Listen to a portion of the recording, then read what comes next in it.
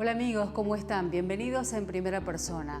Hoy vamos a hablar seguramente muchísimo de política porque tenemos de invitado a un ex gobernador de la provincia. Estuvo al frente de Mendoza entre 1999 y 2003. Antes había sido 2 veces intendente de la ciudad de Mendoza. Intentó en 2 oportunidades ser nuevamente gobernador, fue candidato, no le fue bien en esas elecciones, pero siempre es una fuente de consulta. Hoy le tenemos de invitado al ingeniero Roberto Iglesias. No, muy bien, gracias. Les agradezco que me inviten y a ver si podemos aportar algo y poder dar un poco de claridad a las cosas, ¿no? Bueno, ¿y cómo está viendo un poco el panorama político del país? Muy preocupado.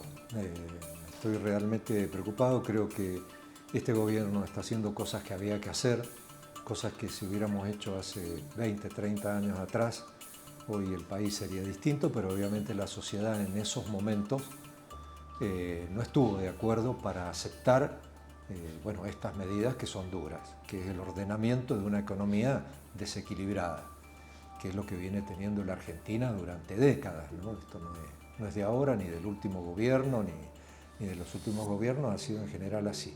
Lo que pasa es que hoy la sociedad está muy cansada y está dispuesta a soportar, digamos, este momento tan difícil que lo está haciendo, pues está haciendo, la gente está haciendo un sacrificio muy grande. Y es la gente, no la casta.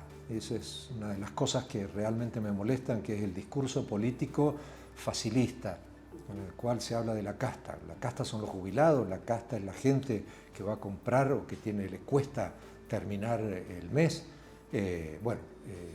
No es así. Entonces se está haciendo un ajuste y hay que decirlo, y el ajuste se debía hacer hace mucho tiempo, pero debe ser equilibrado. Todo debe tener. Los que más tienen son los que más tienen que aportar. Yo no creo que lo que se está haciendo ahora con, por ejemplo, que más del 30% del ajuste lo están llevando jubilados, o sea, una persona que aportó y trabajó toda la vida y que gana 500.000 pesos, ese es el que tiene que hacer el esfuerzo, y hay otros sectores que evidentemente no lo están haciendo. Entonces, bueno, me parece que las cosas se deberían haber hecho más con bisturí que hachazo o con motosierra. Las cosas, hay gente entre medio, por lo tanto uno no se pueden tomar las medidas así de esa manera. De todas maneras, se ha bajado la inflación, veremos cómo continúa, ¿no es cierto?, la película. Hay muchos organismos que se han cerrado, bueno, ahora está toda la discusión con Aerolíneas Argentinas, durante todo el año hemos tenido también la discusión con el tema del presupuesto universitario. ¿Qué piensa de esas medidas que se han ido tomando? Algunas son inevitables, digamos, en cuanto a que hay que terminar con el gasto público. Esto me gustaría que la sociedad, no el gasto público, sino el gasto público desenfrenado que ha tenido la Argentina, donde ha habido bolsones que yo creo que algunos todavía no los tocan, bolsones donde se ha hecho estragos en el país. Entonces, evidentemente hay que tomar medidas de ajuste. Digamos, hubieron buenos planes en la Argentina. Por ejemplo, durante el gobierno de Alfonsín el plan austral fue bueno, pero no se tomaron medidas. En el gobierno de Menem, con la convertibilidad, también se tomaron medidas que nos dieron un respiro, pero que después no dieron resultado porque las medidas de fondo, que es el equilibrar las cuentas, el bajar el gasto público, digamos, equilibrar los números en el país, no se tomaron y por eso terminaron fracasando. La convertibilidad fracasó, tuvo casi 6, 7 años de un buen momento, pero después fracasó porque no se habían tomado las medidas de fondo, que precisamente tienen que ver con eso. O sea, hay que tomar medidas que son duras, pero en el transcurso hay que ver que entre medio hay gente y que, bueno, hay cosas que se pueden apoyar y cosas que no. Hoy es la oposición muy maltratada, sobre todo de la política, con mucha razón también, porque tanto oficialismos como oposición han demostrado no ser eficientes ante la sociedad. Hoy pareciera como que no tiene que haber oposición. El que se opone es un degenerado fiscal o es un degenerado o cualquier otra cosa. Y la realidad no es esa.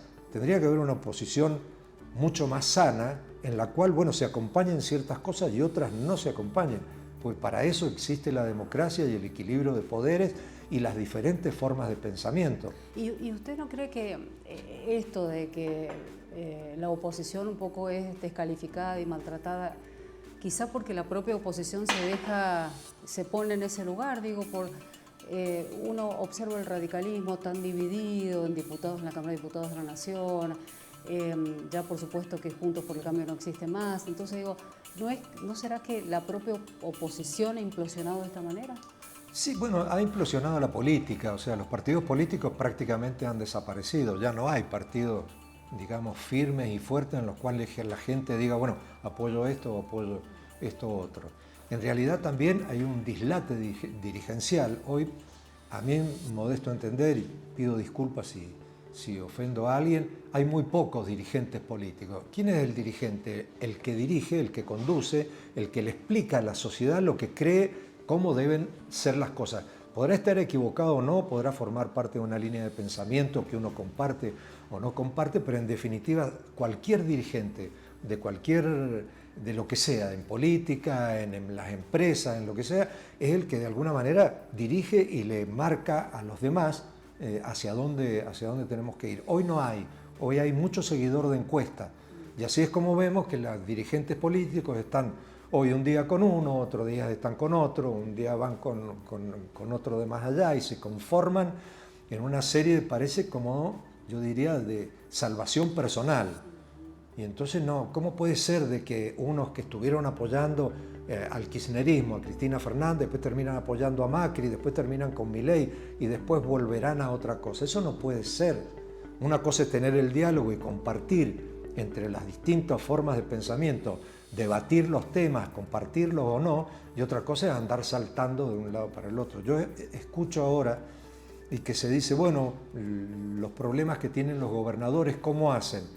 En una sociedad, como pasa en Mendoza, en una sociedad que ha apoyado ampliamente a Milei, y entonces tiene que acompañar a Milei. No sé, yo pienso distinto. ¿Por qué no voy a plantear sanamente las diferencias que tengo y decirle al presidente, no, mira, esto no es así, vamos a acompañar esto, pero no acompañamos esto otro? Entonces, pues lo que quería decir es que se transforman en seguidores de encuesta. ¿Para dónde va la gente?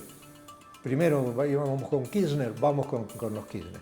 Después viene la mano para Macri, bueno, vamos con Macri. Y después iremos con Milei, y después aparecerá otro y van a saltar también para otro lado. Eso no puede ser. ¿Cómo ve el radicalismo? ¿Siente que no tiene un referente, un líder hoy el radicalismo? No, desde que cuando falleció Alfonsín, que fue la gran figura de por lo menos de esta época, de estas últimas décadas de este siglo, el radicalismo perdió esa figura señera de conducción. Y hoy vemos qué es lo que pasa. Y ya lo han hecho a través del tiempo. Unos han estado con uno, otros van con otro. Tenemos una situación donde hay un presidente que prácticamente en soledad está actuando y cada uno de los dirigentes toma una posición absolutamente distinta. Eso es muy malo. Por ahí muchos lo ven como que está muy bien, porque como está cansada de la política está muy bien. Es muy malo. Hacen falta hoy dirigentes claros, dirigentes que tengan una línea de pensamiento clara, tengan conducta, tengan idoneidad y sobre todo tengan decencia para expresar sanamente lo que son cada uno de los pensamientos. La política es acuerdo. Los países que están en guerra siempre tienen a alguien negociando, siempre se busca una manera de encontrar, digamos, puntos en común y de acuerdo. No puede ser que todo sea agresión, todo sea aparte con una bajeza, con un lenguaje en el cual se manejan. Hoy recién cuando venía para acá, venía escuchando que había una sesión en una comisión de diputados en La Nación, donde no sé qué trataban sobre temas del juego, me parece que eran. Entonces una diputada lo trata que era hijo de una meretriz, imagínate lo que le está diciendo, y el otro se levantó y no sé qué le dijo, lo venía escuchando en la radio. Es horrendo como sociedad. Tenemos que de alguna manera apartarnos de eso y exigir otra línea de conducta, una línea de conducta que tenga digamos, un trato, no se puede insultar, agraviar, decir cualquier Me cosa. imagino cómo le habrán caído las declaraciones, las palabras del presidente Milei cuando lo trató de golpista a Raúl Alfonsín, ¿no? Además en el día del aniversario de su fallecimiento. Bueno, sí, yo, qué sé yo, de Milei tengo una opinión como persona y como políticamente no comparto muy poco, y sobre todo me molesta mucho la situación en la cual está, que nos pone de una tremenda agresividad. El que no está con él lo agravia, lo insulta, es la casta, son degenerados, ha dicho cosas muy duras para ser un presidente. Un presidente tiene que buscar la manera de convocarnos a todos. En definitiva, si tiene que gobernar para todos, tiene que gobernar para los que piensan como él y para los que no piensan como él. Entonces, y con esto de Alfonsín, bueno, él ya lo ha dicho, ya hay un radicalismo bastante, estoy tratando de buscar las palabras, pero bastante sumiso o débil, que ha aceptado cualquier cosa. Él no solo agravió a Alfonsín como lo viene agraviando, sino que ha agraviado a todo el radicalismo desde su origen. Ha dicho que nosotros el radicalismo fue el gran mal de la Argentina, hemos sido, bueno, cualquier cosa con una terminología espantosa. Y la verdad es que no es cierto. Primero, no es cierto. Ni Alfonsín fue golpista, ni el radicalismo. El radicalismo vino a subsanar un montón de falencias que tenía una Argentina con una clase, digamos, una clase económica avasalladora que venía gobernando el país. Las cosas por las que luchó el radicalismo allá a principios del siglo pasado era por mejorarle el sueldo a los niños y a las mujeres que trabajaban todos 16/7. O sea, en aquella época era la época de los patrón Costa. Yo no quiero creer que él, que va tanto hacia atrás de lo que fue el radicalismo, lo que esté anhelando es que vuelvan otra vez los patrón Costa, que eran los grandes explotadores de la mayoría de la gente. Entonces, está equivocado, y lo dice de mala manera, hace muy difícil la discusión y mucho menos el diálogo, y con Alfonsín ha sido muy injusto, pues sí, creo que ha habido una persona que ha marcado estas últimas décadas en el país, fue Alfonsín. Probablemente él estaba en otra cosa allá por el 80, por la década del 80, y entonces no sabía todo lo que pasó y las dificultades que habían y cómo este gran personaje de la historia argentina que fue Raúl Alfonsín, y lo que hizo. Pero también me lo identifica. O sea, que lo agravie a Alfonsín, digamos, de alguna manera no me molesta, porque él hace prócer a Menem, lo llevó al Salón de los Próceres, lo puso en un busto al lado de San Martín y de tantos otros próceres que hemos tenido, cuando fue el único presidente condenado, el único presidente condenado que hubo en la Argentina. Bueno, para él esos son realmente los próceres. Por eso que le lo diga de Alfonsín, yo creo que en alguna manera, que viniendo de él, enaltece. Bueno, los periodistas estamos acostumbrados cuando teníamos que hacer alguna llamada, llamemos al Mula Iglesia. ¿Por qué se ha ganado ese mote, Roberto? Bueno, yo tengo una respuesta muy buena, porque la mula siempre pisa firme, te lleva a donde tenés que ir con seguridad y no se marea con la altura, ¿no? La realidad es que sí, yo debo ser terco y firme en las posiciones, y seguramente viene el mote de ahí, ¿no? Pero tuvo esa firmeza porque a usted sí que le tocó pasar momentos muy duros cuando fue gobernador, entre 1999 y 2003, que fue la caída del gobierno de Fernando de la Rúa, y pasar toda esa situación con recortes, con el Petrón y todo lo que significó aquí en Mendoza, eso, ¿no? Sí, sí. Los otros días, siempre cuando estamos llegando para la época del 20 de diciembre, siempre se me consulta en esto. Ahora con el tema de Alfonsín también se me ha consultado. Y la verdad, yo estoy muy conforme de esa época. Fueron momentos muy duros, dificilísimos, ¿eh? Era la época en que se vayan todos, la gente ahí sí que no quería saber nada con la política. Es muy difícil tomar medidas sin sustento. De un gobierno nacional. Que fue lo que le pasó a De la Rúa. O sea, todos sabíamos que la salida era salir de la convertibilidad. La convertibilidad ya estaba agotada, y lo único que podíamos tener en aquel momento fue, digamos, la confianza en que la llegada de Cavallo, que era el padre de la convertibilidad, tenía la llave para salir. Uno decía, a lo mejor tiene la llave. No, la salida de la convertibilidad era con una tremenda devaluación, había que terminar el 1 a 1, era insostenible, no podíamos emitir, nadie nos prestaba plata, había que hacer ajustes como se hicieron. Nosotros en Mendoza hicimos una importante cantidad de ajustes y siempre teniendo algún criterio de igualdad o de equilibrio, ¿no es cierto?, para que los sectores que peor están no sean los que tengan que hacer los mayores aportes. Y terminamos, yo creo que terminó bien. Mendoza fue el único estado en el país que no entró en default. Mendoza tenía 2 bonos en el exterior, colocados en el exterior. Uno fue colocado por Arturo Lafalla y otro por Gabrieli. Y bueno, uno de ellos tenía como caucionada las regalías petrolíferas. O sea, las regalías iban directamente al banco en Nueva York, y ese banco después, a los 6 meses, repartía los dividendos, y si nos quedaba algo, el bono Aconcagua fue el que quedó. El bono Aconcagua se renegoció porque nosotros no defaulteamos. El otro, adelantamos el pago. Hicimos un acuerdo en aquel momento con Repsol, donde Repsol nos adelantó los 6 últimos meses. Nosotros cancelamos ese bono y nos liberó las regalías. ¿Y por qué era importante la liberación de regalías? Porque convengamos que a partir de la década del 90 fue una década muy dura para el mundo.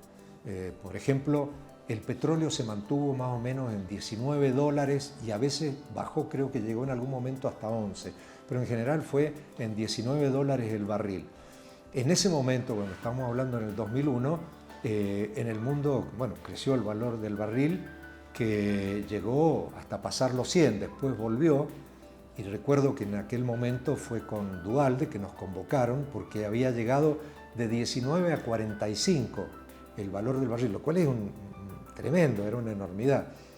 Y entonces tuvimos que terminar negociando en algo con la Nación. Se llegó a un acuerdo que las regalías se cotizaran a $33 más o menos el barril. Para nosotros era muy bueno, y por eso liberar las regalías era realmente importante para aliviar la finanza de Mendoza. Nosotros el Petrón lo sacamos al final, lo sacamos con mucho cuidado.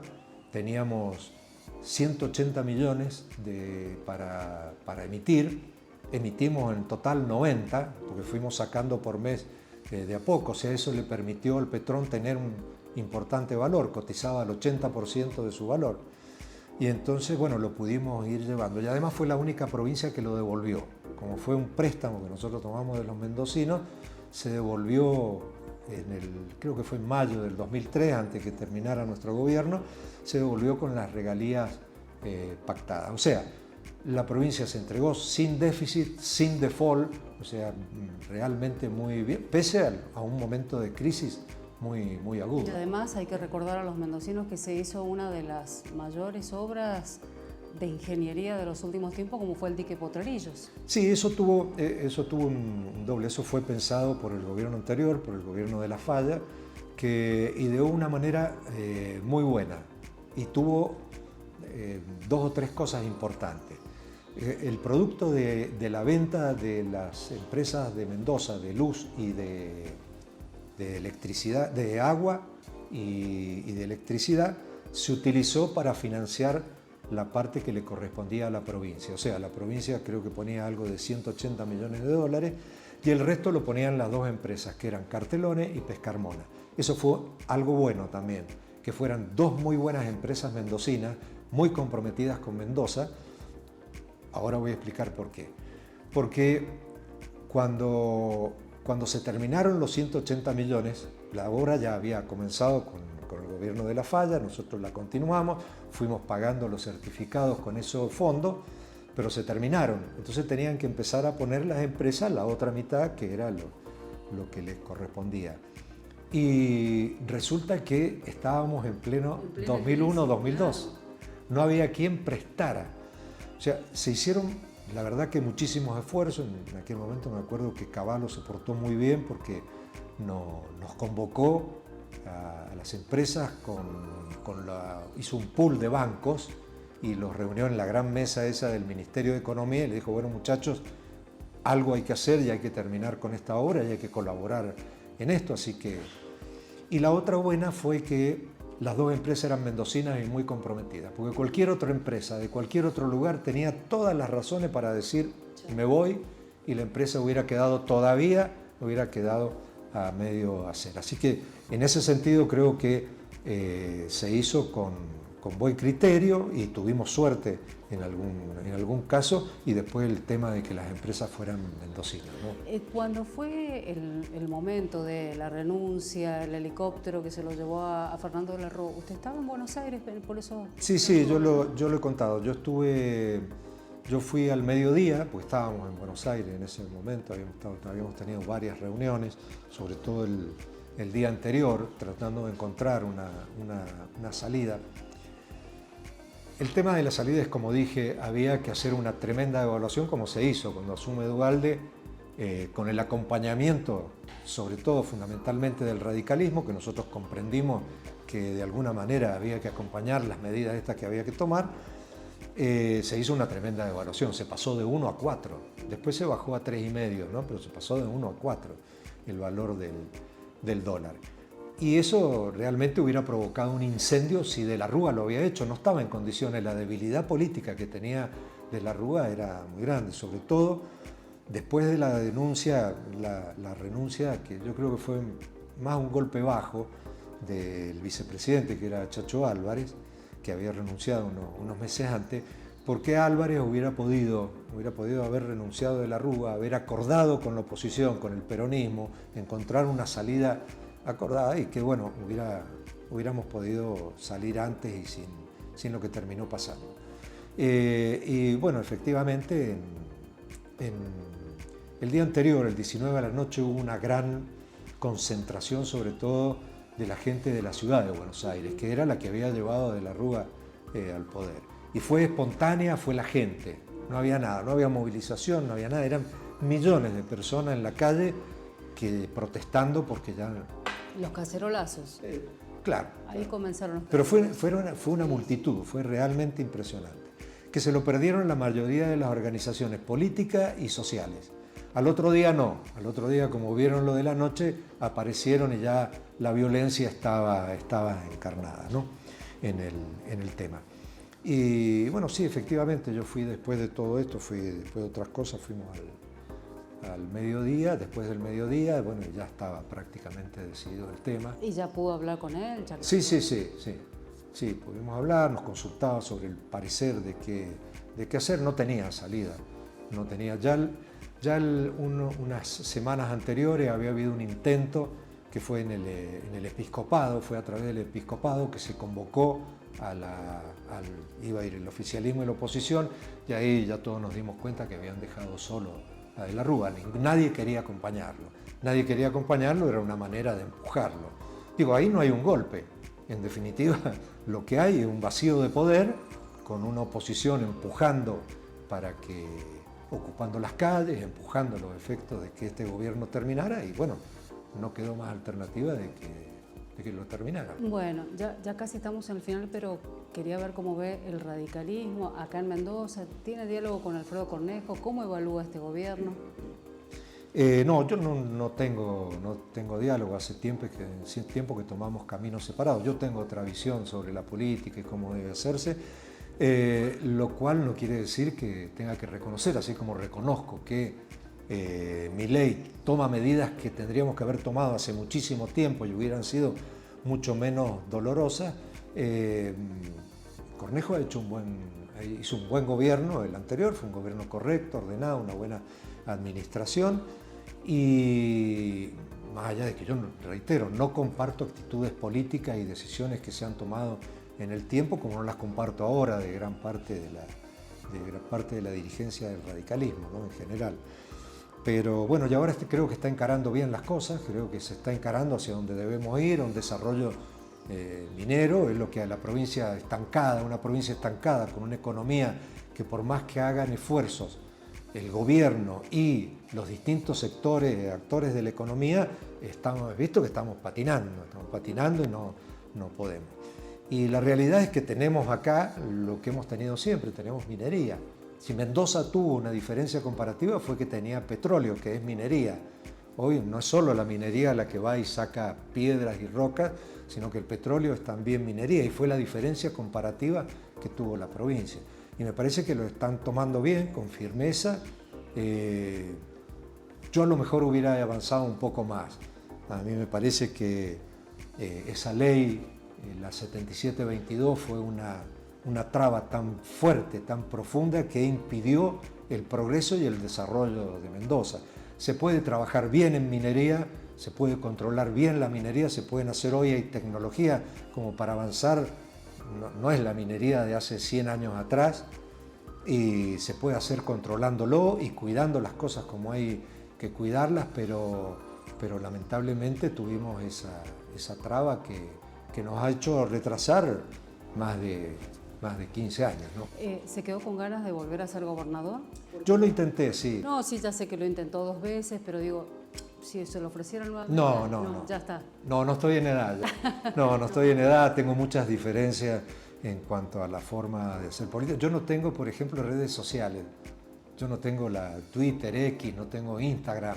Tengo WhatsApp porque me desarrollo con la gente que me interesan y qué sé yo. O sea, hoy no vivir en las redes sociales es estar probablemente fuera pero no lo comparto, ¿no? O sea, no lo haría, aunque tuviera que militar nuevamente o lucharlo, realmente no lo haría. Creo que no es el ámbito adecuado para desarrollar el pensamiento que debe desarrollar una persona que quiera gobernar una provincia, un municipio, un país, con la mesura, con la calma y con el desarrollo intelectual que debe tener una propuesta política, ¿no?